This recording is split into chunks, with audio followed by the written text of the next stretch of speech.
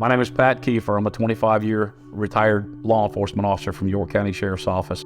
So on April 11th, about 11:30, it felt like somebody stuck a hot poker through my chest and out the back of me, thinking to myself, you know, God, don't take me out like this, because I knew whatever it was something I'd never felt before in my life.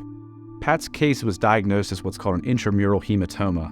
Looking at Pat's scan, two things really struck me out when I saw that. One was that the blood had actually leaked around his heart, and he was in something called cardiac tamponade, where the blood around the heart was preventing it from working well. The pressure was unbelievable. The pain in my back was unbelievable.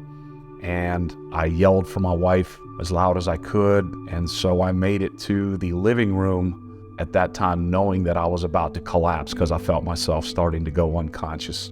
He was covered in sweat, barely breathing. He was blue, and basically I just keep telling dispatch what I see. This is a surgery emergency. This is an absolute, we need to get this taken care of. Aortic dissections themselves can come in many shapes and sizes, and you never really know how bad it's going to be until you're in there. And sometimes this dissection is continuing to evolve even while we're waiting for the patient to get there.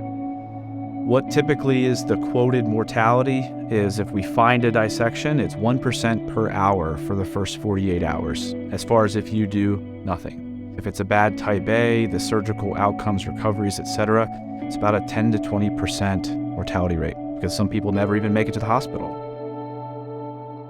From the paramedics who responded to our house, to the doctors and the staff at Atrium Health in Pineville, and how quickly they were able to get me diagnosed. As they were diagnosing, they were setting up the stage for the next treatment. I was able to complete 12 weeks of cardiac rehab, paid for in full except for $10 per visit.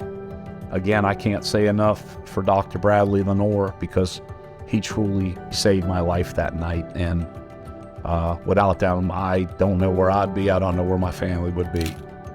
This is why we're taking care of folks, getting people back to living life, and seeing that your surgical result has enabled them to do so.